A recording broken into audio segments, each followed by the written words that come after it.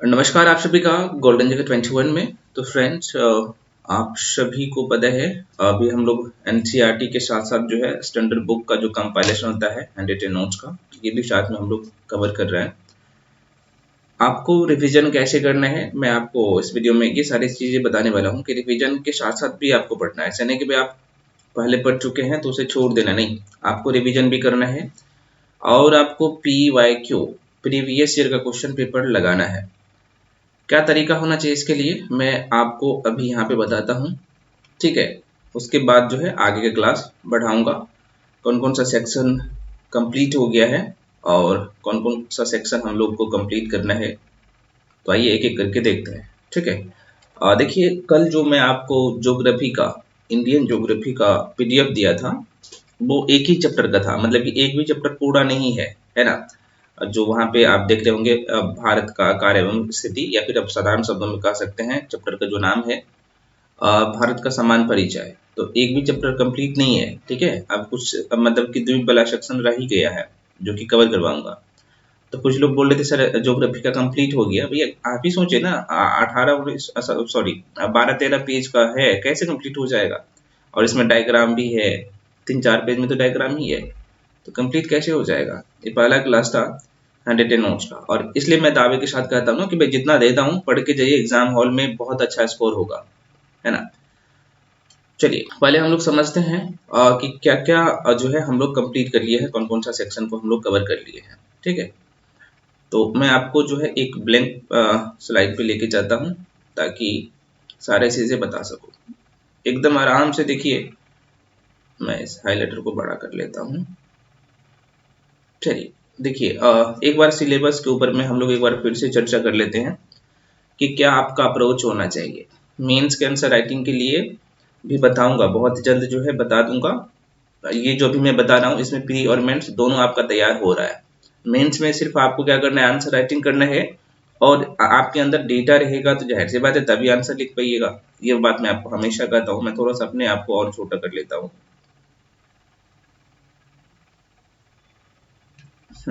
ठीक है। देखिए, बीपीएससी की बात करें,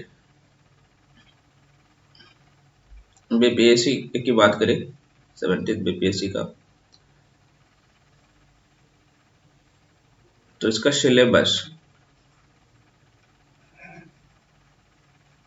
है ना, और 150 क्वेश्चन रहता है। आपको क्वेश्चन का पैटर्न भी समझना हो चाहिए भैया। देखो 150 क्वेश्चन रहेगा आपके प्री में, मेंस के ऊपर में भी हम लोग चर्चा करेंगे। अभी पहले प्री को देखिएगा, जल्दी जल्दी से मैं थोड़ा सा बताता हूँ। 150 क्वेश्चन में, है ना,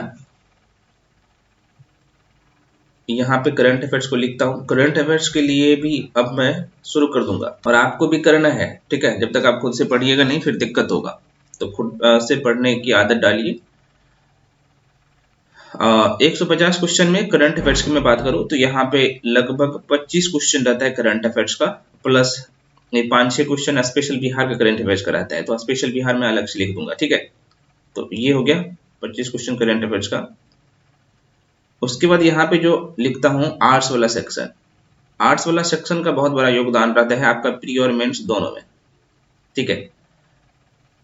लगभग प्री की मैं बात करूं, अब ये तो प्री का 150 क्वेश्चन है ना भैया। देखो 150 क्वेश्चन में एक चीज मैं आपको और बता देता हूँ कि अब 1/3 नेगेटिव हो गया है। 1/3 क्या है, नेगेटिव है, ठीक। तो ये भी ध्यान में रख के क्वेश्चन को सॉल्व करना है जब आप सेट प्रैक्टिस लगाते हैं तो, ठीक है। तो आर्ट्स वाला सेक्शन में आप लोगों का, मैं इसे ऊपर कर लेता हूँ। आर्ट्स वाला सेक्शन में आप लोगों का जो है यहाँ पे हिस्ट्री,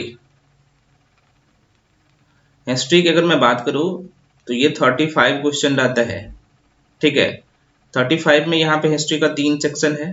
एक एंशियंट है, प्राचीन भारत, मेडिएवल है, मध्यकालीन भारत, मॉडर्न है, आधुनिक भारत, ठीक है। तो ये तीनों सेक्शन मिला के मैं बता दिया हूँ इतना नंबर रहता है, 35 नंबर, ठीक है।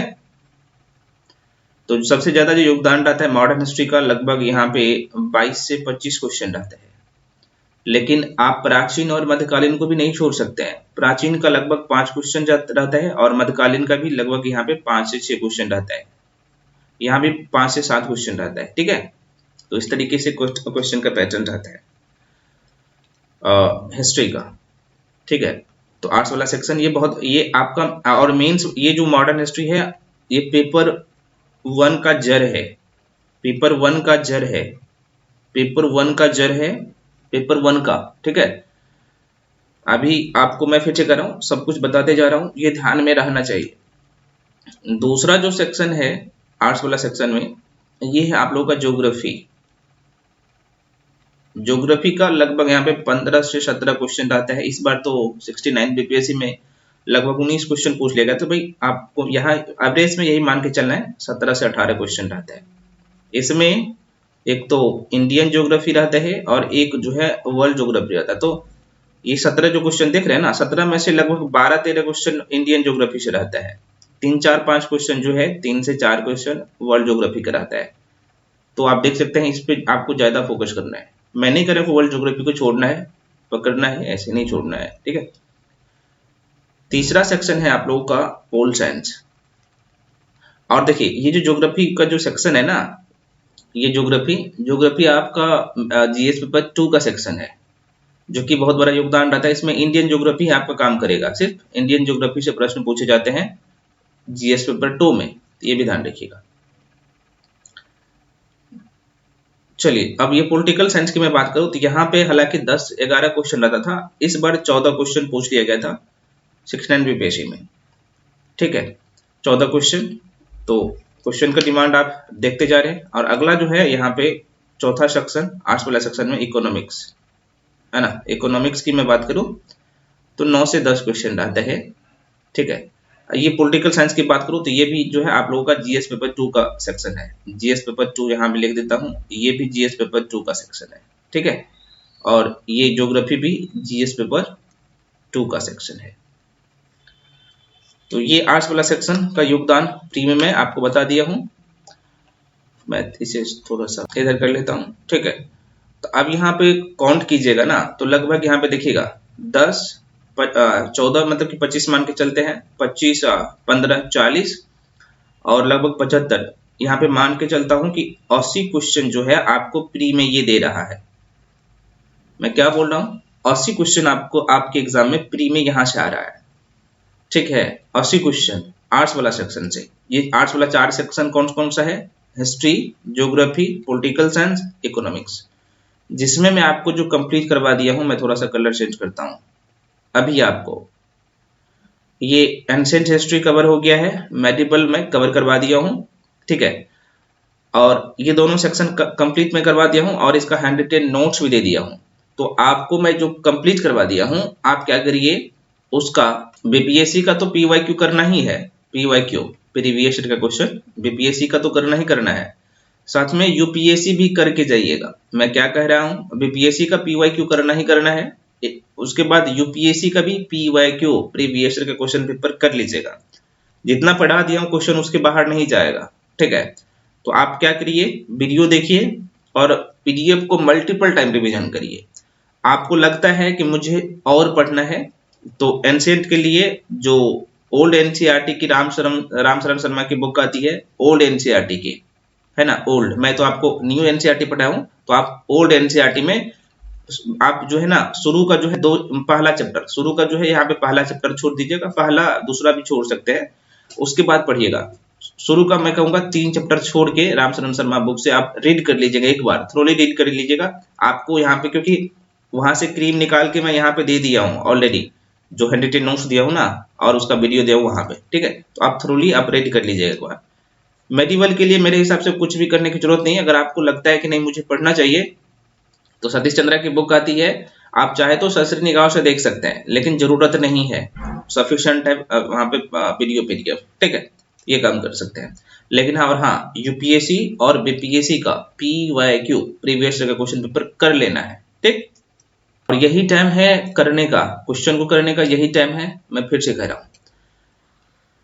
अब यहाँ पे देखिए 80 नंबर आपका कंप्लीट हो गया, मतलब कि मैं बता दिया हूं कि कहाँ कहाँ से क्वेश्चन आते हैं। तो अभी अब यहाँ पे ज्योग्राफी की मैं बात करूं तो देखिए, ज्योग्राफी में मैं आपको कि बताया था कि ज्योग्राफी जो महत्वपूर्ण है आपके लिए वो एनसीईआरटी आपको 6ठी से लेके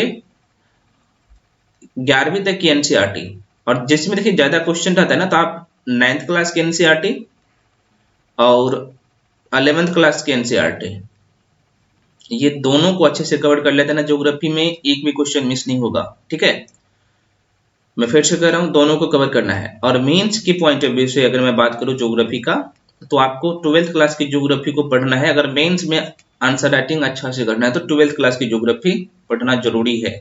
लेकिन प्री के लिए 9th और 11th का, 6ठी से लेके 8वीं तक की जो एनसीईआरटी है, 6ठी से लेके 8वीं तक की जो एनसीईआरटी है, मैं उसका वीडियो पीडीएफ दे चुका हूं। आज से शुरू होगा 9वीं क्लास से। 9वीं क्लास और 11वीं क्लास का एनसीईआरटी अभी मैं पढ़ाऊंगा। देखो 11वीं क्लास में 2 सेक्शन है, मतलब कि सेक्शन 1 सेक्शन 2, मतलब कि 2 बुक आएगा न्यू एनसीईआरटी में ज्योग्राफी का। ठीक है, तो अभी मैं बताऊंगा कौन कौन सा टॉपिक होगा वहां से। तो पहले हम लोग 9th क्लास को कवर करेंगे ना, जो चीज 9th क्लास में है ना, तो 11th क्लास में जो एनसीईआरटी का यहाँ पे देखिए, एनसीईआरटी का यहाँ पे 2 पार्ट है, ए और बी। तो बी वाला सेक्शन और 9th क्लास की जो एनसीईआरटी है, इसमें एक ही सेक्शन रहता है। ठीक है, ठीक है, ये तो एक ही सेक्शन था ही, तो ये दोनों आपका कवर हो यहाँ पे साथ साथ हो जाएगा, क्योंकि मैं आपको हैंड रिटन नोट से करवाऊंगा, तो वो साथ साथ कवर हो जाएगा। आज से 9वीं क्लास की एनसीईआरटी का ज्योग्राफी शुरू होगा। ध्यान दे, 6ठी 7वीं 8वीं का रिवीजन कर लेना है। आपने पढ़ लिया है तो 6ठी क्लास का हार्डली 3 दिन में रिवीजन कर सकते हैं, 7वीं क्लास की भी 3 दिन में, और 8वीं क्लास की भी 3 दिन में ससरी निगाहों से पीडीएफ को देख लीजिएगा और ऑब्जेक्टिव क्वेश्चन लगा दीजिएगा। बस इतना ही करना है। बार बार कह रहा हूँ, 6ठी को भी देख के जाना है, पढ़ना है। क्वेश्चन मैं जो जो पॉइंट हाईलाइट कर दूं, वे महत्वपूर्ण है तो महत्वपूर्ण है, तो ऑब्जेक्टिव प्लस थ्योरी 3 दिन लगेगा एक सेक्शन को, मतलब कि एक बुक को कवर करने में। तो आराम से मैं पढ़ा चुका हूं, तो आप उसे रिवीजन करिएगा तो जल्दी जल्दी में हो जाएगा। ठीक है, ये काम करना है। अब मैं मिटाता हूं, तो आपको ये पता चल गया कि आज से हम लोग ज्योग्राफी का कहानी शुरू करेंगे। ज्योग्राफी का भी कंप्लीट हैंड रिटेन नोट्स आपको मिलेगा लास्ट में, जैसे ज्योग्राफी कंप्लीट होगा तब, अभी आपको क्लास वाइज ही मिलेगा। ठीक है ना, तो ये चीज ध्यान में रखिएगा। तो ज्योग्राफी आपका कवर, ठीक है, आज से ये कहानी शुरू हो रहा है ज्योग्राफी का। अब पॉलिटिकल साइंस की बात करें तो देखो, पॉलिटिकल साइंस के लिए अगर बुक की कुछ लोग पूछ रहे थे, तो भैया एम लक्ष्मीकांत के अलावा कोई भी बुक मत पढ़िए। एम लक्ष्मीकांत के अलावा कोई भी बुक मत पढ़िए। और जो मैं अपना हैंड रिटन, देखो एम लक्ष्मीकांत आपको पढ़ना ही पड़ेगा, चाहे मेरे साथ पढ़ रहे हैं चाहे कहीं और पढ़ रहे हैं। एम लक्ष्मीकांत आपको खुद से पढ़ना पड़ेगा, खुद से पढ़ना पड़ेगा एम लक्ष्मीकांत की बुक, चूंकि आपको मेंस में क्वेश्चन को जवाब देना है, मतलब कि मेंस भी लिखना है, इसलिए एम लक्ष्मीकांत बाइबल बुक है। उसके अलावा जो मैं आपको, हालांकि मैं आपको जो पॉलिटिकल साइंस पढ़ाऊंगा वो 11th क्लास की एनसीईआरटी और साथ में जो अपना हैंड रिटन नोट्स है मेरा, उसको करवाऊंगा। बस उसके अलावा मैं नहीं कुछ करवाऊंगा, लेकिन आपको एम लक्ष्मीकांत पढ़ना है। हाँ, लेकिन आंसर राइटिंग में क्वेश्चन को कैसे फ्रेम किया जाता है वो सब मैं बताऊंगा। इकोनॉमिक्स के लिए मेरे हिसाब से 11th 9th क्लास की और 11th क्लास की एनसीईआरटी पढ़ना चाहिए, और 12th क्लास की जो यहाँ पे मैक्रो इकोनॉमिक की बुक आती है, एक सेक्शन रहता है, उसे कर लीजिएगा, लेकिन मैं यहाँ पे करवाऊंगा। ठीक है, उसके अलावा आपको लगता है कि नहीं मुझे और करना चाहिए, तो आप चाहे तो रमेश सिंह की बुक रख सकते हैं, लेकिन मैं कहूंगा जरूरी नहीं है बीपीएससी के लिए। ठीक है, लेकिन मैं करवाऊंगा अपना हैंड रिटन नोट्स जो करवाऊंगा, तो जो स्टैंडर्ड बुक के कंपाइलेशन रहता है वो भी रहेगा, लेकिन आप भी पढ़ लीजिए एक बार 9th 11th क्लास के एनसीईआरटी। और इसके लिए भी आपको क्या करना चाहिए, पीवाईक्यू देखना चाहिए, तो आपको एक आइडिया लग जाएगा। लेकिन यहाँ पे मैं फिर से कह रहा हूँ, मैं आपको सबका हैंड रिटन नोट्स और वीडियो दूंगा। ठीक है, चलिए, तो ये वाला सेक्शन कंप्लीट हो गया। अब आते हैं साइंस पे। यहाँ पे लिखता हूँ साइंस, लिख दिया हूँ साइंस, और थोड़ा सा मैं कलर चेंज कर लेता हूँ। देखो अब साइंस पे आते हैं भैया, एक बार देख लीजिए, मैं बार बार चीजों को नहीं बताऊंगा। साइंस पे आते हैं। साइंस में आप लोगों का यहाँ पे बायो कंप्लीट करवा दिया हूँ, मतलब कि बायोलॉजी का वीडियो दिया हूँ, उसे बार बार देखिए, पीडीएफ को पढ़िए। अगर आपको लगता है कि नहीं मुझे और पढ़ना है, तो रेफरेंस बुक के तौर पे कोई भी बुक ले सकते हैं, क्योंकि आपको मैं सारे चैप्टर में कवर करवा दिया हूँ। क्योंकि आप उस बुक में भी जाइएगा, चैप्टर को पढ़ के जाइएगा, मैं आपको सारी चीजें समझा दिया हूँ एकदम जीरो से, और मैक्सिमम क्वेश्चन आपका यहाँ पे बन जाएगा। ठीक है, तो अगर बुक पढ़ना चाहते हैं तो मेरे हिसाब से लुसेंट पब्लिकेशन की जो बुक आती है जनरल साइंस की, तो आप उसे रख सकते हैं अपने पास। लेकिन मैं कहूँगा जितना जो मैं पढ़ाया हूँ थ्योरी में बायोलॉजी, ये आपके एग्जाम के लिए महत्वपूर्ण है और सारे चैप्टर में कवर किया हूँ, है ना। अपने संतुष्टि के लिए उसको ले सकते हैं, लेकिन ध्यान रहे PYQ प्रीवियस ईयर का क्वेश्चन पेपर करना है। बायोलॉजी कंप्लीट हो गया है, ठीक है। अब आते हैं फिजिक्स और केमिस्ट्री।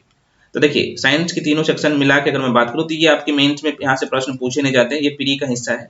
थोड़ा सा कलर चेंज करता हूँ, अच्छा नहीं लग रहा है ये, ठीक है।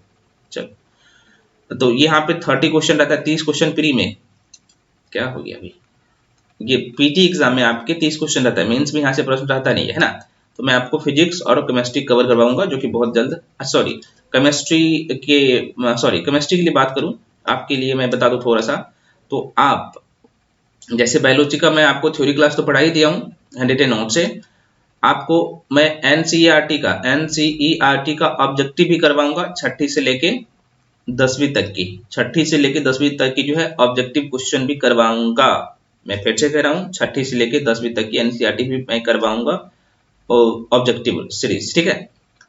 थ्योरी में करवा चुका हूँ बायोलॉजी का, रह गया यहाँ पे फिजिक्स और केमिस्ट्री।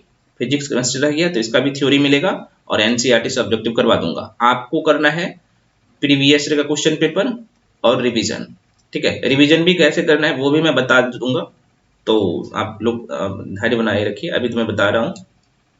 तो साइंस का भी खेला खत्म। मैं फिर से कर रहा हूँ, साइंस आपके प्री में ही पूछे जाते हैं, मेंस में इसका कोई योगदान नहीं है। हाँ, साइंस एंड टेक जो है आपको मेंस में पूछा जाएगा, जो कि मैं बताऊंगा उसके बारे में। तो देखिए ये भी कंप्लीट हो गया। अब करंट अफेयर्स कहाँ से करें, ये सबके मन में क्वेश्चन रहता है। देखिए करंट अफेयर्स के लिए मेरे हिसाब से मैं कहूँगा आप जो है कोई एक मैगजीन पकड़िए और साथ में मैं कहूँगा न्यूज पेपर को भी करिए। न्यूज पेपर में जो लोग हिंदी माध्यम से है तो आप क्या करिए, दैनिक जागरण को कर सकते हैं, ठीक है। दैनिक जागरण नहीं है, जैसे बात है लोग बिहार में आप लोग रह रहे हैं तो हर जगह नहीं मिलता, तो प्रभात खबर हर जगह मिलता है, तो प्रभात खबर को करिए, वो भी अच्छी न्यूज़पेपर है, ठीक है। तो उसको करिए, लेकिन डेली करिए, न्यूज़पेपर के जो है कांटेक्ट में रहिए, बहुत फायदा मिलेगा, ठीक है। तो न्यूज़पेपर करिए। और मैगजीन कौन सा करना है, तो मैं कहूँगा आपको प्रतियोगिता दर्पण PD तो करना ही करना है, और साथ में एक वन लाइनर मैगजीन भी रखना है प्री के लिए। PD आपका मेंस भी तैयार हो रहा है, वन लाइनर मैगजीन में क्या कौन सा, तो SPD का अभी से ही आप क्या करिए, मंथली वाइज वाला साल में पूरे साल रहता है, जो कि मंथ के स्टार्टिंग में 1-2 तारीख को प्रत्येक मंथ में आ जाता है, ठीक है, पूरे साल का रहता है। तो उसका वन लाइनर वाला सेक्शन डेली करते रहिएगा, मतलब कि डेली नहीं, 2-3 दिन में तो कंप्लीट हो जाएगा, तो प्रत्येक महीना का करते रहिएगा, ठीक है। लेकिन PD जो है ना प्रतियोगिता दर्पण, ये मंथली वाला आपके पास होना चाहिए। मैं क्या करूंगा, मैं जो शॉर्ट नोट्स दूंगा ये प्रतियोगिता दर्पण का दूंगा। अच्छा, कुछ लोग बोलते हैं सर हम विजन करें, तो देखो विजन आपके मेंस के लिए ये तो रामबाण है ही, विजन आपको करना है 365 का। इसमें विजन का सारे चैप्टर महत्वपूर्ण नहीं है, तो वो मैं आपको विजन के लिए बाद में बता दूंगा, है ना। अभी आपको ये करना है, विजन कब से करना है वो मैं आपको बता दूंगा। हाँ, अगर आपके पास टाइम है कि आपको लगता है कि नहीं अभी से मुझे विजन करना चाहिए, तो आपको मंथली वाला भी ऑनलाइन मिल जाता है, उसका ऑफिशियल वेबसाइट पर जाइएगा, डाउनलोड करके देख लीजिएगा सर नहीं कहाँ से, ठीक है। लेकिन PD और SPD को दोनों को करना चाहिए, और न्यूज पेपर आपको पढ़ना चाहिए मेरे हिसाब से, प्रभात खबर ये काम।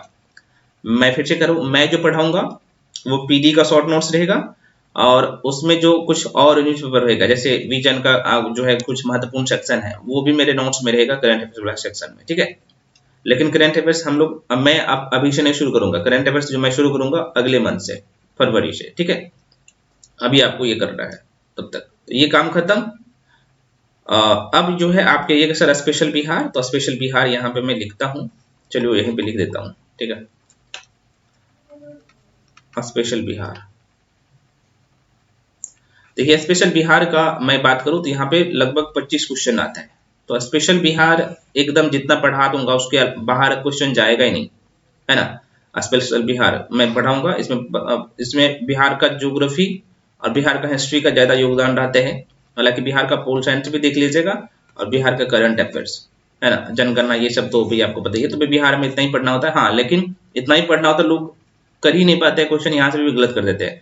और 25 क्वेश्चन आपको आसान है लाना। 25 में 25 में स्पेशल बिहार में लाना है। तो अभी से ही इसका जो है आपको तैयारी करना है। मैं फिर से कर रहा हूँ, अभी से ही स्पेशल बिहार को। तो स्पेशल बिहार का क्लास जो है हो सकता है 1-2 दिन में शुरू कर दूंगा, लेकिन मैं आपको 10 से 12 क्लास दूंगा स्पेशल बिहार का। तो ये पूरा स्पेशल बिहार कंप्लीट हो जाएगा। तो भाई आपको मैं अभी स्टार्टिंग में ही स्पेशल बिहार कंप्लीट करवा दूंगा। तो इसका मतलब ये मत सोचिएगा कि भाई अब हम पढ़ेंगे ही नहीं। हाँ, स्पेशल बिहार के लिए अगर मैं बुक की बात करूँ, अगर आप बुक भी लेना चाहते हैं, ठीक है, मैं तो हैंडरिटन नोट्स दूंगा ही। आप हैंडरिटन नोट्स से बार बार रिविजन करिएगा। एक समझ के लिए आपको लगेगा कि नहीं हमें बुक भी पढ़ना चाहिए, तो मेरे हिसाब से आप केबीसी नैनो की बुक आती है। केबीसी नैनो की देखिए मार्केट में बहुत सारी बुक है, सभी बुक अच्छे है, लेकिन केबीसी नैनो भी चूंकि मैं एक ही बुक को फॉलो किया था इसको, है ना, तो उसको ले सकते हैं। या फिर एक और बुक आती है अरिहंत पब्लिकेशन की, दोनों में से किसी को ले सकते हैं। अच्छी बुक है। देखिए इम्तियाज अहमद की भी बुक है, अलग अलग प्रकाशन की बुक है, तो आप ले सकते हैं जो भी है, लेकिन कोई एक बुक रखिएगा। 10 बुक रखने से अच्छा है कि एक बुक रखिए और रिविजन करिए। और बार बार जो प्रैक्टिस करना है वो मेरे नोट्स से करना है, जो कि कम पेज में रहता है, सारे की पॉइंट वहां पे जाता है, ठीक है। तो एक बार इस बुक को आप क्या करिएगा, थ्रोली रीड कर लीजिएगा, पढ़ लीजिएगा। तो उसमें भी कौन कौन सा सेक्शन, हिस्ट्री वाला सेक्शन, क्योंकि हिस्ट्री जो वाला सेक्शन पढ़िएगा तो चूंकि ऑलरेडी मैं आपको प्राचीन भारत, मध्यकालीन भारत, आधुनिक भारत पढ़ा दूंगा, तो वही से आपको वहां पे रिपीट होगा, तो भाई आपके दिमाग में भी रह जाएगा। तो ये काम करना है, ठीक है। तो आप लोगों को मैं सारे सेक्शन के बारे में बता दिया हूँ, प्री और मेंस दोनों में। ठीक है, स्पेशल बिहार आपको प्री में भी काम देगा, मेंस में भी काम देगा, बहुत ही महत्वपूर्ण सेक्शन है, ठीक है। अच्छा, तो अभी जो है मैं प्रेजेंट टाइम में मैं आपको क्या क्या कंप्लीट करवा दिया हूँ, एक बार और लिख देता हूँ। अभी तक मैं आपको कंप्लीट करवा दिया हूँ ancient history, medieval history, bio और ज्योग्राफी अभी चल रहा है, ठीक है। ज्योग्राफी में आपको 6ठी से लेके 8वीं तक की एनसीईआरटी में पूरा करवा दिया हूँ। इसमें थ्योरी प्लस ऑब्जेक्टिव में करवा दिया हूँ। आज से 9th क्लास की एनसीईआरटी चलेगी, ठीक है। ये सेक्शन ये सेक्शन ये सेक्शन पूरा कवर है, ठीक है। अब रिवीजन कैसे करना है, ये अभी तक जो आप इसे कर लिए हैं उसे देखिएगा, ठीक है। तो अब मैं पहले चले जाता हूँ, एंशिएंट हिस्ट्री है क्या है, नहीं है ये चलिए, जैसे प्राचीन भारत का इतिहास आप पढ़ते हैं, आपने वीडियो देखा होगा, कहानी आपके दिमाग में छप गया है। तो आपको रिवीजन करने का तरीका क्या होना चाहिए, जैसे यहाँ पे मैं थोड़ा सा कलेक्शन कर लेता हूँ, है ना। आप यहाँ पे स्टार्टिंग में देखिएगा ये चैप्टर, हालांकि मैं यहाँ पे लिख दिया हूँ अलग अलग करके। देखिए ये यहाँ पे चैप्टर आपको ये जो दिखेगा, ये जितने भी आप कोई भी बुक उठा के देखिएगा तो ये सब बुक का चैप्टर लगभग यहाँ पे मिक्स मिलेगा, है ना। आप लुसेंट उठा के देखिए, चाहे क्रॉन उठा के देखिए, चाहे क्या कहते हैं रामचरण शर्मा की बुक का चैप्टर उठा के जाके देखिएगा, आपको यहाँ पे सब चीज कॉमन दिखेगा, है ना। और यही कारण है कि इसमें लुसेंट कहाँ से क्वेश्चन बनाया है, लुसेंट भी एनसीईआरटी से लिए हैं फैक्ट है, ठीक है ना। वो भी स्टैंडर्ड बुक का कंपाइलेशन जो है इसमें मेंशन किया है अपने नोट्स में, लेकिन लुसेंट में सारी चीजें नहीं है, ठीक है। लेकिन यहाँ पे जो दिखेगा ना, वो ऑलरेडी मैं भी वहीं से लिया हूँ चीजों को, तो जाहिर सी बात है यहाँ पे आपको चीज कॉमन दिखेगा, ठीक है। तो रिवीजन कैसे करना है, जैसे यहाँ पे एक दिन में आपको टारगेट करना है कि भाई एक दिन में मुझे कम से कम 4 चैप्टर को या 3 चैप्टर को रिवीजन करना है। आपने एक बार वीडियो देख लिया तो, है ना। जैसे प्राचीन भारत के जो है इतिहास के स्रोत को आपको रिवीजन करना है, प्रागैतिहासिक काल, सिंधु सभ्यता और वैदिक सभ्यता। एक दिन में यहाँ पे 4 सेक्शन को पकड़िएगा, तो आप एकदम सरसरी निगाहों से देखते जाइएगा, है ना। कैसे करके, जैसे यहाँ पे ये तो आपको बताइए यहाँ से कि भाई भारत देश का नामकरण जो है ये कैसे हुआ था, है ना। तो सरसरी निगाहों से, है ना, आपने वीडियो में देख लिया है कि भाई ये जानकारी कहाँ से मिलता है, भारत देश का नाम जो है भारत जो है, तो ये जानकारी कहाँ से मिलता है, तो आपके महाकाव्य पुराण में, है ना, भारत देश का नाम भारत जो है किसके नाम पे रखा गया, ये सारी चीजें मैं बता दिया हूँ। भारत देश का जो है इंडिया कह के किसने संबोधित किया, हिंदुस्तान जो है किसने कह के संबोधित किया, बस इतना सा। क्योंकि ये प्री का पॉइंट है, प्री में डायरेक्टली प्रश्न पूछे जाते हैं, और कैसे भी करके क्वेश्चन घुमाएगा, आपको तरीका पता है, चीजें पता है, तो डायरेक्टली इजिली आप चीजों को कर सकते हैं, ठीक है। उसके बाद यहाँ पे मैं बताया हूँ ना कि पहला जो चैप्टर है हम लोग का है प्राचीन भारतीय इतिहास के स्रोत, है ना। तो अब ये कौन कौन सा स्रोत है, तो भाई आप जब रिवीजन करेंगे तो जैसे यहाँ पे धर्म ग्रंथ है, ऐतिहासिक ग्रंथ है, विदेशियों का विवरण है और पुरातत्व संबंधी साक्ष्य है, ठीक है। तरीका मैं बता रहा हूँ रिवीजन करने का। जैसे धार्मिक ग्रंथ में कौन कौन सा है, तो यहाँ पे वेद है, ब्राह्मण ग्रंथ है, पुराण है, ये सब तो सब याद नहीं रखना है, आपको याद करने की बिल्कुल जरूरत नहीं है। तो जब आप रिवीजन करेंगे तो आपके दिमाग में ये छप जाएगा, ठीक है ना। तो अब यहाँ पे वेद में अब ये की पॉइंट महत्वपूर्ण है, ठीक है। वेद के बारे में बात करूँ तो जैसे वेद में 4 वेद है, ऋग्वेद है, सामवेद है, यजुर्वेद है, अथर्ववेद है, ये आपको पता होना चाहिए। ऋग्वेद का अर्थ क्या है, तो आप ये चूंकि यहाँ पे शॉर्ट फॉर्म में लिख दिया हूँ, आपने वीडियो को डिटेल में देखा होगा, तो मतलब कि मंत्र का जो क्रमबद्ध जो दर्शाया गया है उसके ज्ञान को क्या कहा गया है, ऋग्वेद कहा गया है। अब ऋग्वेद का जो विभाजन किया गया है इसमें 10 मंडल है, 10 सूक्त है, 10,462 ऋचा है। ऋचा होगा मंत्र का, सूक्त का मतलब होगा श्लोक का, क्योंकि मैं बता चुका हूँ। तो यहाँ से प्रश्न पूछे जाते हैं कि भाई इंद्र के लिए कितने मंत्र का प्रयोग किया गया है, तो सबसे ज्यादा 250 मंत्र का जो है ऋग्वेद में इंद्र के लिए संबोधित किया गया है। तो इस तरीके से आप रिविजन कर सकते हैं। अच्छा, ये सब जानकारी कहाँ से मिलता है, सॉरी, जब आर्य लोग भारत आए थे या फिर जब आर्यन जो भारत आए थे तो उसके राजनीतिक प्रणाली के बारे में जानकारी कहाँ से मिलता है, तो भाई ये ऋग्वेद में ही मिलता है, ठीक है। तो यहाँ पे ऑलरेडी मैं हाईलाइट कर दिया हूँ। सेम कंडीशन यहाँ पे सामवेद में, तो सामवेद आपको पता है कि भारतीय संगीत का जनक सामवेद को कहा जाता है, ठीक, सॉरी, हाँ, भारतीय संगीत का जनक, मैं फिर से कह रहा हूँ, सामवेद को। अच्छा, एक प्रश्न पूछा था कि ऋग्वेद को पढ़ने वाले ऋषि को क्या कहा जाता है, ये छोटे छोटे प्रश्न पूछ लिए जाते हैं, तो यहाँ पे मैं लिख भी दिया हूँ, है ना। ऋग्वेद को पढ़ने वाले ऋषि को होत्री कहते हैं, सामवेद के पाठकर्ता को उदात्री कहा जाता है ना। उसके बाद सामवेद में जानकारी किसका मिलता है मैं बता चुका हूँ। उसके बाद जैसे अगर मैं बात करूँ यजुर्वेद का, है ना, तो यजुर्वेद में जैसे वैदिक कर्मकांडों का जो है नियम दिया गया है, ठीक है। वैदिक काल में जो कर्मकांड होते थे तो उसके बारे में बेसिक मतलब सारी चीजें बताया गया है। उसके पाठकर्ता को अधारवायु कहा जाता है। इसकी प्रमुख विशेषता ये है कि भाई ये गद और पद दोनों में लिखा गया है। प्रश्न पूछे जाते हैं कि भाई कौन सा वेद गद और पद दोनों में लिखा गया, तो आप कहिएगा यजुर्वेद। तो भाई पढ़ने का तरीका होना चाहिए। अथर्ववेद सबसे लास्ट का वेद है। तो इस तरीके से जब आप रिविजन करेंगे तो जल्दी जल्दी हो जाएगा। आपने एक बार वीडियो को देख लिया है और ये चीज करके आप कोई भी क्वेश्चन लगाइएगा ना, फिर खटाखट क्वेश्चन बनेगा। तो रिविजन करने का यही तरीका है। सेम कंडीशन यहाँ पे भी, मान लीजिए आप आधुनिक भारत का इतिहास पढ़ रहे हैं तो जाहिर सी बात है आप सपोज दैट आप यहाँ पे दिल्ली सल्तनत में जो है आप रिविजन कर रहे हैं, ठीक है।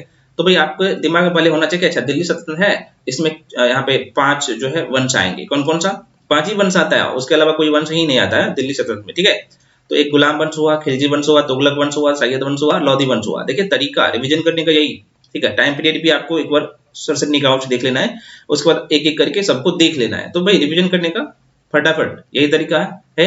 एक बार आपने वीडियो देख लिया तो रिविजन करना जरूरी है।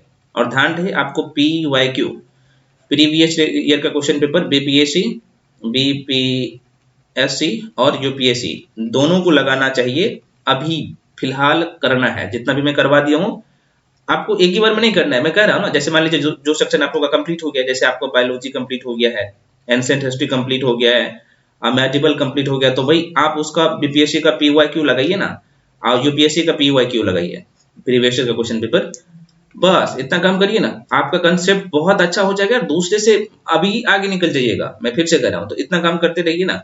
अब आप कहिएगा सर ज्योग्राफी के लिए, तो ज्योग्राफी के लिए PYQ मेरे हिसाब से अभी मत लगेगा, जैसे ज्योग्राफी कंप्लीट हो जाएगा उसके बाद PYQ करिएगा। हाँ, अगर आपको लगता है तो मेरे हिसाब से अभी से भी कर सकते हैं, ठीक है। क्योंकि ज्योग्राफी का ऑब्जेक्टिव भी मैं करवाता हूँ NCERT से। इतना कम करिए, बस हो जाएगा। तो तरीका यही होना चाहिए, अप्रोच यही होना चाहिए। इस अप्रोच के बारे में बार बार नहीं बताऊंगा, ठीक है। तो चलिए ये वीडियो अभी ग्रुप में अपलोड कर देता हूँ। उसके बाद अगला क्लास जो आएगा आज मतलब कि जो शुरू होगा 9th क्लास की NCERT से ज्योग्राफी का, ठीक है, उसको करेंगे। और साथ में जो 7वीं क्लास की NCERT चल रहा था उसका हिस्ट्री का, मैं वहां पे मुख्य मुख्य बातें बता दूंगा, ठीक है, सारे चैप्टर का। लेकिन आपको पढ़ना खुद से भी है, ठीक है। जब तक खुद से पढ़ना नहीं आदत डालिएगा, पढ़ने में आदत नहीं डालिएगा, फिर दिक्कत होगी। तो आपको ये काम करना पड़ेगा। इसके बाद भी जो भी डाउट रहता है तो आप पूछ ही सकते हैं। मैं तो आपको बताता ही हूँ कैसे क्या करना है, नहीं करना है, आप मेरे गाइडेंस में पढ़ते हैं। अब आते हैं कि भाई मेंस का आंसर राइटिंग कब से शुरू करेंगे। बहुत जल्द शुरू हो जाएगा। तो मेंस के लिए आंसर राइटिंग जो हम लोग करेंगे उसके लिए प्लानिंग मैं कर दूंगा, ठीक है। तो थोड़ा सा पेशेंस बना के रखिए कुछ दिन और, ठीक है। वहां पे काम चल रहा है मेंस के लिए, तो वहां पे मैं प्लानिंग कर दूंगा भाई कैसे कैसे क्या करना है। जैसे यहाँ पे मेंस की अगर मैं बात करूँ, एक बार मैं बता भी देता हूँ। जैसे मेंस की बात करूँ, यहाँ पे एक बार चर्चा कर लेता हूँ। देखो मेंस एग्जाम की मैं बात करूं तो देखिए जिसका नंबर जुटता है, देखिए मेंस में यहाँ पे मैं लिख देता हूँ ये प्री का। अभी जो मैं बताया हूँ सिर्फ प्री का ही नहीं था, अभी जितना चीज पढ़िएगा ना आपका मेंस भी तैयार होगा वहां पे, ठीक है। मैं बता रहा हूँ कि भाई मेंस के लिए यहाँ पे कुछ चीजें बता देता हूँ। देखो मेंस की बात करें तो जिसका नंबर जुड़ता है ये 900 नंबर का होता है मेंस। जिसका नंबर जुड़ता है ये कौन कौन सा होता है, तो एक तो आप लोगों का यहाँ पे जीएस पेपर 1 होता है, सॉरी जीएस पेपर 1 होता है, और यहाँ पे जीएस पेपर 2 होता है, ठीक है। और एक आप लोगों का ऐसे होता है, ऐसे होता है, तो ऐसे भी 300 नंबर का होता है। जीएस पेपर 2 जो है यहाँ पे ये भी 300 नंबर का होता है, और जीएस पेपर 1 भी जो है ये 300 नंबर का होता है, ठीक है। तो देखिएगा जीएस पेपर 1 में जो आपको पढ़ना है यहाँ पे मॉडर्न हिस्ट्री, मॉडर्न हिस्ट्री, ठीक है। उसके बाद यहाँ पे art and culture, art and culture. उसके बाद आपको यहाँ पे करंट अफेयर्स, करंट अफेयर्स में नेशनल और इंटरनेशनल जो न्यूज में रहता है मेन से पूछ जाते हैं। और यहाँ पे डी है डाटा इंटरप्रिटेशन। तो अगर मैं यहाँ पे इसमें 3 खंड रहता है, ठीक है। तो पहला खंड में जो 114 नंबर का रहता है, 114 मार्क्स जो मिलता है, तो उसमें आप लोगों का यहाँ पे जो रहता है आर्ट एंड कल्चर वाला सेक्शन। उसके बाद यहाँ पे 114 मार्क्स का करंट अफेयर्स रहता है। और डीए की मैं बात करूँ तो यह जो है 72 नंबर का रहता है ना।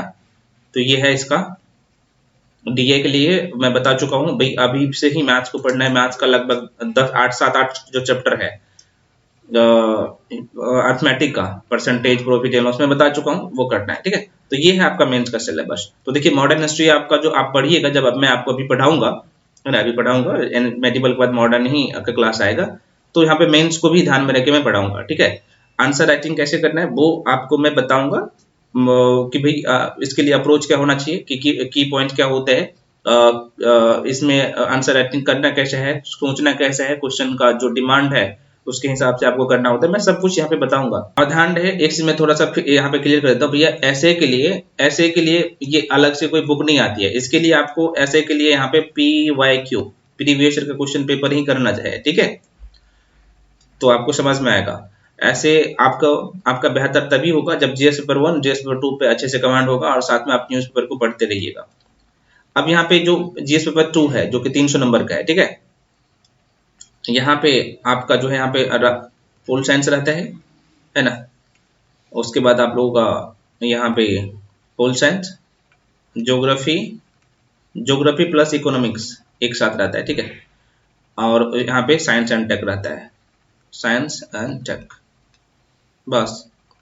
पॉलिटिकल साइंस का 114 क्वेश्चन, 114 मार्क्स का, सॉरी क्वेश्चन है 114 मार्क्स का रहता है। आप यहाँ पे भी शॉर्ट क्वेश्चन आने लगे, ठीक है। ज्योग्राफी और इकोनॉमिक्स मिला के 114 मार्क्स का, और साइंस एंड टेक 72 नंबर का। ये है मेंस का सिलेबस, है ना। तो देखिए आपका, मैं आपको बता ना कि आर्ट्स वाला सेक्शन कितना महत्वपूर्ण हो जाता है आपके लिए। पॉलिटिकल साइंस, ज्योग्राफी, इकोनॉमिक्स, यहाँ पे मॉडर्न हिस्ट्री और करंट अफेयर्स का भी बहुत बड़ा योगदान रहता है। और डीए में आपको, अच्छा वहां पे मैं प्री में मैथ्स बताना छोड़ दिया था क्या। देखो प्री में आपका 10 नंबर का मैथ्स भी रहता है। प्री एग्जाम में 10 नंबर मैथ्स भी रहता है, जिसमें हालांकि सेक्शन एनबीपीएससी में 8 क्वेश्चन रीजनिंग का ही पूछ लिया गया था, 2 क्वेश्चन मैथ्स का था। तो मतलब कि कुछ क्वेश्चन रीजनिंग का रहता है, कुछ क्वेश्चन मैथ्स का रहता है, दोनों मिला के यहाँ पे 10 क्वेश्चन रहता है, तो ये ध्यान रखिएगा। और मेंस में तो 72 नंबर का डीए रहता है, डाटा इंटरप्रिटेशन, अभी तक का जो पैटर्न रहा है, और यही पैटर्न अभी भी फॉलो करेगा आप, ठीक है। तो आशा करते हैं आपको ये सारी चीजें समझ में होगा, है ना। आपको मैं प्री के बारे में भी बता दिया हूँ, मेंस के बारे में भी बता दिया। अच्छा, मेंस के लिए क्वेश्चन आंसर जो आप करेंगे, आंसर राइटिंग करेंगे, तो उसका क्या आपका जो यहाँ पे रणनीति होना चाहिए तो बताऊंगा। अभी तो पहले आप ये समझिए ना, क्योंकि आपका जो अभी आप पॉलिटिकल साइंस पढ़िएगा ना, जो जैसे मैं आपको एम लक्ष्मीकांत बताया हूँ, तो जैसे कि आपका यहाँ पे सिर्फ प्री का तैयार नहीं होगा। जब आप पढ़िएगा तो आपका मेंस और प्री दोनों का डेटा आपके माइंड में जा रहा है। उसके लिए मैं बता दूंगा कि भाई कैसे आंसर राइटिंग करना है, ठीक है। जितने भी सेक्शन बताया हूँ ना अभी कुछ देर पहले, बुक भी चाहे मेरा नोट्स भी, तो वो आपका प्री और मेंस दोनों आपको वहां से तैयार हो रहा है, ठीक है। सिर्फ आपको ड्राफ्टिंग करना है मेंस के लिए कि कैसे करना है, ठीक है। चलिए, तो ये वीडियो अभी ग्रुप में जाएगा, और अगर आपको कोई भी कंफ्यूजन होगा तो आप इस वीडियो को एक बार देख लीजिएगा कैसे कैसे क्या करना है, क्योंकि मैं बार बार नहीं बताऊंगा एक ही चीज को, क्योंकि यहाँ पे बता दिया हूँ। जैसे मान लीजिए अभी मैं आपको बताऊं कि मैं आपको एंसेंट कंप्लीट करवा दिया हूँ, मेडिवल कंप्लीट करवा दिया हूँ, बायोलॉजी कंप्लीट करवा दिया हूँ, ठीक है। तो भाई अभी मैं कुछ दिन के बाद भी आप अगर आप वीडियो को देखिएगा तो जो सेक्शन आपको मैं कंप्लीट करवा दूंगा तो वहाँ पे कंप्लीट रहेगा। उसके आगे आपको करना है, तैयारी कैसे करना है तो वो भी मैं आपको बता दिया हूँ, रिवीजन कैसे करना है वो भी मैं आपको बता दिया हूँ, है ना। लेकिन ध्यान रहे, प्रीवियस ईयर का क्वेश्चन पेपर आपके टेबल पे होना चाहिए, बीपीएससी यूपीएससी, बीपीएससी का भी यूपीएससी का भी। फिर से समझिए, सुन लीजिए, प्रीवियस ईयर का क्वेश्चन पेपर आपका बीपीएससी का भी होना चाहिए आपके टेबल पे, यूपीएससी का भी होना चाहिए। मैं गला फाड़ फाड़ के बोल रहा हूँ, आपके टेबल पे होना चाहिए। सिर्फ टेबल पे होने से नहीं होगा, आपको बनाना है बार बार, मतलब उसको रिवीजन कर लीजिएगा, है ना। अच्छा, आप कहिएगा सर बीपीएससी का प्रीवियस का क्वेश्चन पेपर कितने दिन का होना चाहिए, तो भाई देखिए आपको मिल जाएगा लगभग 44वीं या 32वीं ऐसा ही कुछ है, वहां से लेके अभी तक का मिल जाएगा 68। हालांकि अभी मार्केट में 68 तक का आया है, 69 तक का भी आ गया हो तो अच्छी बात है। और यूपीएससी का आपको क्या करना है, कम से कम यहाँ पे 10 साल का पीवाईक्यू कर लीजिएगा बस, कम से कम 10 साल का। अगर उससे ज्यादा का भी है तो कर लीजिएगा, तो भाई आपको हानिकारक नहीं देगा, क्योंकि आप बीपीएससी भी कहीं ना कहीं देखिएगा तो यूपीएससी की तरफ मूव कर रहे हैं, उसका जो पैटर्न है उसको फॉलो करें, तो वहां से आपको बहुत सारी चीजें पता लगेगा कि भाई क्वेश्चन कैसे सेट किया जा सकता है, क्वेश्चन का डिमांड क्या है, कैसे आपको जवाब देना है, तो भाई ये सारी चीजें आपको पता लगेगा, तो आपको पीवाईक्यू करना चाहिए, ठीक है। तो आशा करते हैं आपको सारी चीजें समझ में आया होगा। जो चीजें मैं आपको ग्रुप में कंप्लीट करवाते जाता हूँ तो वो करते जाइए, और जो चीज मैं आपको करवा रहा हूँ वही चीज, भाई उतना चीज दे भी नहीं रहा है। लोग लाख लाख रुपए दे के आते हैं पढ़ के मेरे पास, कि सर ऐसे हैं वैसे हैं, टाइम भी बर्बाद हो गया। तो भैया आपको टाइम, मैं फिर से कह रहा हूँ कि बर्बाद मत करिए, पढ़ाई पे फोकस करिए, आपको खुद से पढ़ने की आदत डालना है। हाँ, एक टीचर आपको सही कंटेंट, सही दिशा और सही अप्रोच बता सकते हैं, पढ़ने का काम आपको खुद से करना है ना। जब तक खुद से पढ़ा, जैसे मान लीजिए क्या होता है कि हिस्ट्री में ही की बात करें, चाहे ज्योग्राफी की बात करें, है ना, चाहे बायोलॉजी के साइंस वाला सेक्शन की बात करें, चाहे अन्य सेक्शन की बात करें, तो आपको चीजें जब आप उस बैकग्राउंड से नहीं होते हैं, आपका बेसिक सही नहीं होता है, तो भाई आपको समझने में दिक्कत आती है। तो भाई वो चीज तो मैं आपको समझा देता हूँ। और सबसे बड़ी बात है, सारे कंटेंट हम आपके सामने दे रहे हैं ना, एक जगह इकट्ठा करके दे देते हैं, तो जाहिर सी बात है ये चीज आपको दूसरे से बेहतर बनाते हैं, वो चीज आसान हो जाता है, ठीक है। नहीं तो लोग 4 साल से 5 साल से लगते हैं, 6 साल से लगते हैं, प्री भी नहीं निकलता है। कारण क्या है, वो ढूंढते रहते हैं। जब 5-6 साल 2-3 साल 4 साल पढ़ते हैं, तब उसको पता चलता है कि भाई हमें ये पढ़ना चाहिए था। 2-3 साल के बाद उसको पता लगता है, तब तक भाई जाहिर सी बात है, अगर आप एक मेंटर के अंदर में रहते हैं तो जाहिर सी बात है ये चीज आपको स्टार्टिंग में पता लग जाता है। तो यही कारण होता है कि भाई आप एक बार में चीजों को बहुत अच्छे से कर लेते हैं, ठीक है। खैर, मैं आपको सारी चीजें बता दिया हूँ कि भाई पढ़ना तो आप ही को होता है, लेकिन मेरा काम है सही कंटेंट, सही अप्रोच, सही दिशा दिखाना। और हाँ, जितना बोल रहा हूँ उतना कर लीजिए। देखिए एग्जाम तो ठीक है, वो निकलेगा ही निकलेगा, आपको पता लग जाएगा ना। जैसे जितना बता रहा हूँ उसको करिएगा ना, तो फिर आप जैसे मॉक टेस्ट दीजिएगा या भी कोई भी पेपर सॉल्व करिएगा, चाहे पीवाईक्यू हो चाहे अन्य एग्जाम का कोई सेक्शन क्वेश्चन को सॉल्व करिएगा, तो आपको लगेगा कि ये तो हमें डेफिनेटली आ रहा है, तो आपका कॉन्फिडेंस वैसे ही बढ़ जाएगा, बहुत अच्छा हो जाएगा। इसलिए कह रहा हूँ यही अप्रोच होना चाहिए, ठीक है। वीडियो तो लंबा हो गया, लगभग 40 मिनट का, 38-39 मिनट का हो गया, कोई बात नहीं। यहाँ पे मैं सारी चीजें बता दिया हूँ। वीडियो को अगर आपको लगेगा कि नहीं हमें कैसे पढ़ना है, कैसे क्या करना है, तो एक बार इस वीडियो को देख लीजिएगा, ग्रुप में हमेशा रहेगा, है ना। ये यूट्यूब पे नहीं डलाएगा वीडियो, ठीक है। तो फ्रेंड्स मिलते हैं अगले क्लास में। एक बार दोबारा कह देता हूँ, ये जो ज्योग्राफी जो मैं अभी पढ़ाऊंगा, ज्योग्राफी पहले इंडियन ज्योग्राफी को हम लोग कंप्लीट करेंगे। देखिए यहाँ पे मैं जो हैंडरिटन नोट्स दूंगा ना ज्योग्राफी का, यहाँ पे देख लीजिएगा। अभी जो मैं आप लोगों के लिए नोट्स दिया हूँ ज्योग्राफी का, जरा सा देख लीजिएगा यार। इसमें एक दिन का, भाई ये एक दिन का मेहनत नहीं होता है, लंबे समय का मेहनत है, ठीक है ना। ये कई सालों का मेहनत होता है, ठीक है। तो ज्योग्राफी में यहाँ पे देख सकते हैं, इसमें इंडियन ज्योग्राफी, ये जो टॉपिक मेरे साथ पढ़ लीजिएगा ना, एक भी प्री का क्वेश्चन नहीं बाहर जाएगा, एक भी नहीं, मतलब कि एक भी नहीं बाहर जाएगा, ठीक है।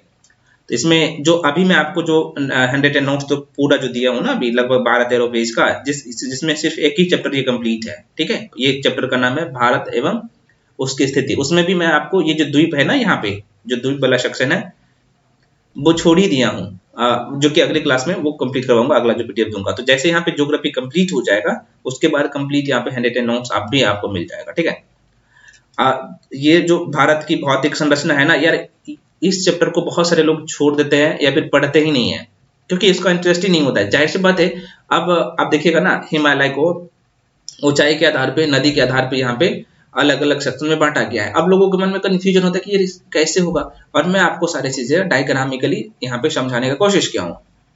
ठीक है, लेकिन इसमें जो आपको क्वेश्चन दिखेगा सिर्फ पहला चैप्टर का है ना। तो जैसे पहला चैप्टर में जो मैं आपको जो बताऊं, ये पहला चैप्टर है हम लोग का, भारत और उसकी स्थिति, जिसमें हम लोग यहाँ पे देखेंगे भारत का आकार क्या है और उसका स्थिति क्या है, विस्तार कहाँ कहाँ तक है उसको देखेंगे।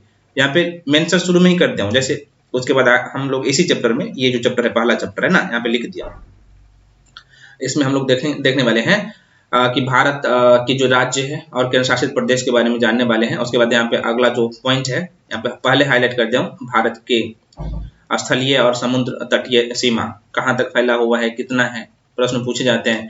कर्क रेखा को देखेंगे, भारत का मानक समय को देखेंगे, भारत के पड़ोसी देश सीमा और प्रादेशिक जल सीमा कितना है, और यहीं पे हम लोग भारत का जो है द्वीपीय भाग को देखेंगे। ठीक है, यहाँ पे सारे सेक्शन कंप्लीट होगा। तो यहाँ पे जो की पॉइंट दे दिया हूँ, उसी चीज को जो है यहाँ पे डिटेल में मैं यहाँ पे मेंशन भी किया हूँ और पढ़ाऊंगा, जैसे भारत का आकार, भारत की स्थिति। ठीक है, यहाँ पे मैं बताऊंगा अक्षांश विस्तार क्या है, भारत का देशांतरीय विस्तार क्या है, अक्षांश रेखा क्या होता है, देशांतर रेखा क्या होता है, एकदम मैं फिर से यहाँ पे समझा दूंगा। ठीक है, लेकिन यहाँ पे देखिए ये जो पीडीएफ दिया हूँ तो सब कुछ आपको यहाँ पे एक जगह मिल रहा है ना। तो मैं फिर से कह रहा हूँ, ये जो डायग्राम जो लगाया गया भाई, एक दिन का मेहनत नहीं है, ये सारी चीजों को सेट करने में, इकट्ठा करने में, और ये एक बुक में भी आपको नहीं मिलेगा। अब मान लीजिए एनसीईआरटी भी बुक पढ़ने जाते हैं, है ना। अच्छा, कुछ लोग बोले थे अरिहंत का बुक कैसा रहेगा, एनसीईआरटी का जो शॉर्ट नोट्स है भैया, उसमें एरर बहुत ज्यादा है, आप जाके देखिएगा, गलती है। ठीक है, तो मान लीजिए यहाँ पे भारत का यहाँ पे समान परिचय की मैं बात करूँ, देखो एकदम डायग्राम से यहाँ पे समझा दिया हो ना, कि उत्तर में भारत की स्थिति यहाँ पे मेंशन कर दिया हूँ, है ना। भारत की सबसे दक्षिणी बिंदु कौन सा है, उत्तरी बिंदु कौन सा है, पूर्वी बिंदु कौन सा है, पश्चिमी बिंदु कौन सा है, सब कुछ एक जगह। और ध्यान है यहाँ पे, इसमें जो जितने भी डेटा लिया गया ये लेटेस्ट डाटा है ना, जितने भी डाटा है भाई लेटेस्ट है, इसमें आपको संशोधन करने की जरूरत नहीं है, मैं कर दिया हूँ। ठीक है, आप लोग 70वीं के लिए तैयारी कर रहे हैं या फिर 71वीं के लिए तैयारी कर रहे हैं, ये सबके लिए महत्वपूर्ण है। ठीक है, तो ये जो आपको मैं हैंड रिटन जो पीडीएफ दिया हूँ, इसका क्लास भी आज ही मिल जाएगा, लेकिन एक एक करके मैं समझाते जाऊंगा। ठीक है, तो समझ में आ गया सारी चीजें, बिल्कुल आपके मन में अब दुविधा होना ही नहीं चाहिए, एक एक पॉइंट मैं बता दिया। और ध्यान दे, इस पीडीएफ को किसी भी ग्रुप में शेयर नहीं करना है। ठीक है, हम आपके लिए मेहनत करके दिए हैं ये सारी चीजें, तो आप अपने यूज में लीजिए, है ना। कंपटीशन वैसे भी बहुत ज्यादा तगड़ा है, तो वही अगर आप कहीं पे शेयर करते हैं तो जाहिर सी बात है वो आपको ही, जाहिर सी बात है आप पीछा होइएगा दूसरे से, है ना। तो आपको एक जगह मिल रहा है सारी चीजें, तो आप लीजिए। ये सब जो चीज है ना, जैसे यहाँ पे काकड़ापाड़ तट है, कोकन तट है, कन्नड़ तट है, मालाबार तट है, उत्तरी सरकार है, कोरोमंडल तट है। यार ये बहुत ही महत्वपूर्ण पॉइंट है, आपको हर जगह नहीं मिलेगा, मैं एक जगह मेंशन करके दे दिया हूँ, देख सकते हैं आप। ठीक है, यहाँ पे सबसे बड़ी बात है कि एक जगह आपको डिटेल में यहाँ पे एनालिसिस भी करके दे दिया हूँ। जैसे भारत का कर्क रेखा की मैं बात करूँ तो भारत के कितने राज्य होकर गुजरता है। ठीक है, द्वीप समूह को हम लोग हालांकि डिटेल में चर्चा करेंगे अगली क्लास में, है ना।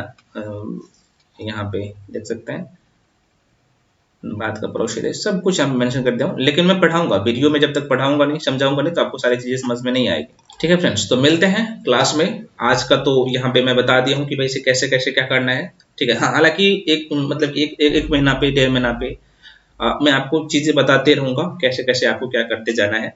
अभी तक जितना भी चीजें बताऊँ माइंड में रखिएगा, उसको फॉलो करिएगा। अगर आपको लगेगा कि नहीं, अब फिर से आपको लगेगा कभी कि भाई हमें कैसे पढ़ना है, कैसे क्या करना है, तो इस वीडियो को एक बार देख लीजिएगा, सारी चीजें समझ में आ जाएगा। तो मिलते हैं अगले वीडियो में, तब तक के लिए जो है